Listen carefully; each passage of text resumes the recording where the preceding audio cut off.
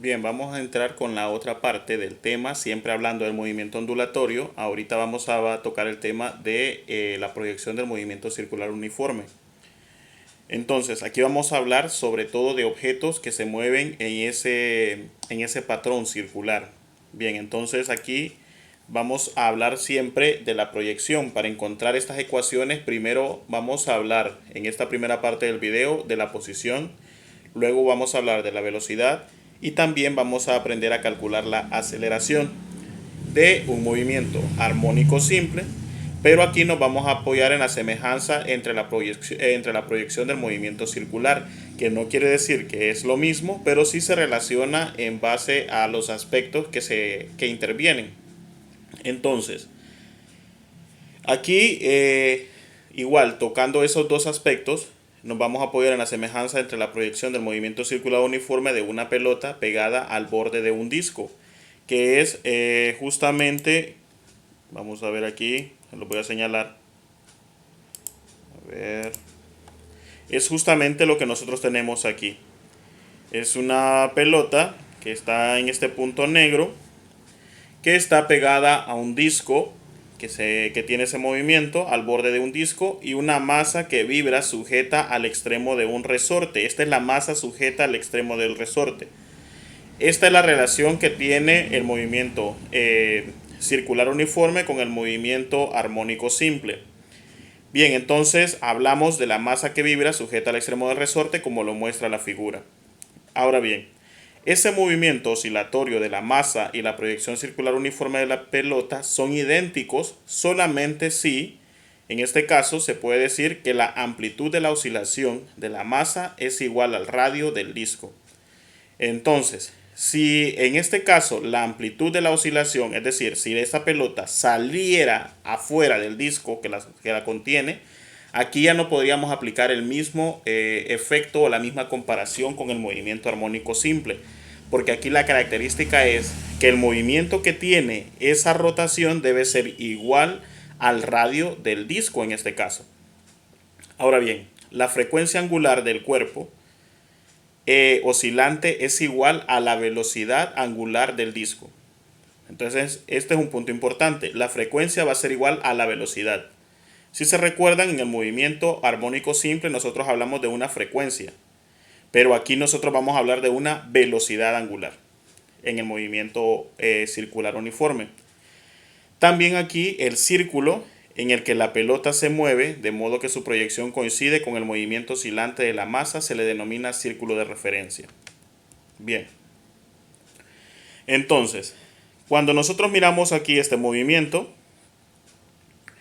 esta pelota que se está moviendo aquí va a tener el mismo comportamiento que se muestra en esta figura. Bien, para encontrar la ecuación de la posición de una masa con movimiento armónico simple en función del tiempo, se emplea el círculo de referencia y un punto de referencia.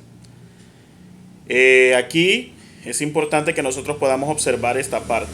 Cuando la pelota se mueva aquí, va a tener este recorrido y va a llegar a este punto. En este punto la pelota ya llegó hacia esta posición.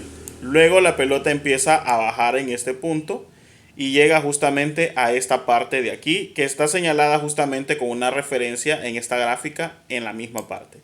Entonces el punto llega hasta aquí y baja. Luego hace este movimiento y la gráfica empieza a bajar por debajo de la amplitud. Entonces, si nosotros miramos la amplitud aquí desde el punto de vista del movimiento circular uniforme, ya aquí el objeto está en una parte inferior. Entonces estamos hablando de una posición negativa en este caso. Entonces, si lo vemos aquí, tiene este movimiento, la pelota, y tiene una similitud o una relación muy cercana con el movimiento armónico simple. Entonces, eso es lo que nos explica aquí la teoría. En la figura se observa que es un instante de tiempo t, donde una pelota se desplaza angularmente formando un ángulo U sobre un eje X. Este lo vamos a ver un poco más claro a través de una simulación que voy a tratar de presentárselas también dentro de la plataforma virtual para que ustedes tengan un poquito más conciencia de cómo se relaciona este movimiento circular uniforme con el movimiento armónico simple. Eso se lo voy a dejar en el aula virtual para que tengan más clara el ejemplo. Pero bien, Para entender un poco este tema es necesario que nosotros sepamos aplicar estas ecuaciones. Entonces, ¿qué fórmulas vamos a usar? Ya hemos visto estas fórmulas en la clase anterior del viernes, donde se les adelantó un poco las fórmulas aplicables a el ejercicio que quedaba de tarea. Entonces, ahorita con estos temas se va a tratar de complementar para que ustedes ya puedan solucionar el problema que quedó pendiente, que yo les dije que no lo podían resolver todavía, porque faltaban que vieran algunos ejemplos más. Bien, entonces, la primera ecuación que nosotros tenemos ahí, la primera fórmula, perdón, es para encontrar la posición en el movimiento circular uniforme. Y como les dije, igual tiene mucha relación con el movimiento armónico simple, entonces por eso las relacionamos ambas. Entonces aquí x es igual a la amplitud multiplicada por el coseno de teta. Entonces esa es la expresión para la posición de la pelota sobre el eje X. Estamos hablando solamente en el eje X.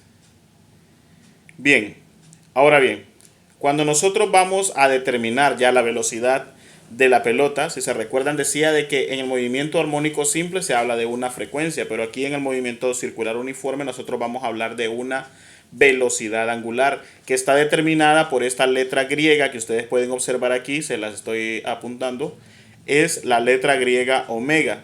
Entonces ese omega va a representar la velocidad angular y está determinado por teta igual a W por T. Entonces, ¿cuál es la diferencia aquí? Ustedes miran que dice X es la posición de amplitud por el coseno de teta. Esta solamente en el eje de las X. Pero ¿qué quiere decir en el eje de las X? Quiere decir que aquí no existe un movimiento. Pero entonces, ¿cómo vamos a calcular la posición cuando el objeto está en movimiento? Para hacer eso vamos a hablar por lo tanto de la elongación X, que esto es en el movimiento oscilatorio. Aquí el cuerpo se encuentra en constante movimiento. Por lo tanto aquí nosotros vamos a tener que la amplitud va a ser igual al coseno multiplicada por la velocidad por t. Recuerden que aquí esto es un complemento. Teta es igual a W por T y nosotros decíamos que era coseno de teta. Entonces aquí lo que se hizo fue sustituir. En sí la fórmula original o la fórmula resultante va a ser esta última que nosotros tenemos aquí para poder encontrar la posición. Bien, vamos a ver entonces un ejemplo que nos describe el movimiento circular uniforme con un periodo de 0.1 y un radio de 5 centímetros. Y aquí se nos pide encontrar la velocidad angular del movimiento circular, la ecuación de posición del objeto a los 0.25 segundos después de que el objeto ha pasado por el punto P. Bien, entonces, antes de que yo lo desarrolle, yo les aconsejo que ustedes traten de hacerlo por su propia cuenta, aplicando dos fórmulas. La primera fórmula se nos habla aquí, se la voy a escribir. La primera fórmula nos habla de que la velocidad angular en el movimiento circular uniforme. Entonces la velocidad angular, si se recuerdan, está dada por 2 pi sobre t. Y después de que calculen esto, ustedes pueden encontrar también la posición X. Esta posición X es igual a la amplitud multiplicada por el coseno multiplicado por, en este caso, la velocidad angular, que fue la primera que tuvieron que haber calculado en la parte A, y multiplicado por t, y a esto entonces ya sería su respuesta final. Aquí cabe resaltar que ustedes lo pueden trabajar 5 centímetros o lo pueden trabajar en metros. Ahí va a depender de ustedes, de su decisión, pero igual la respuesta no les va a variar. Y cuando terminen de hacerlo por su propia cuenta, pues por favor vean el video de cómo se resuelve para que así ustedes estén claros. Pero traten de hacerlo primero solos y ya después ustedes miren el video a ver qué errores cometieron. Porque es importante que ustedes vayan aprendiendo que en física la clave está en saber qué datos tenemos y qué fórmulas podemos ir aplicando. Recuerden que en una prueba yo no les voy a decir qué fórmula van a aplicar. Incluso en la universidad ustedes no van a saber qué fórmula aplicar. Ustedes solo van a tener un conjunto de fórmulas y ustedes en base a los datos ustedes van a ir viendo qué fórmulas sí se puede aplicar y qué fórmulas no se pueden aplicar. Bien, entonces pasamos entonces a la parte donde ustedes resuelven y luego pueden ver el video que se los voy a dejar anexo a esta otra parte como la segunda parte de este video.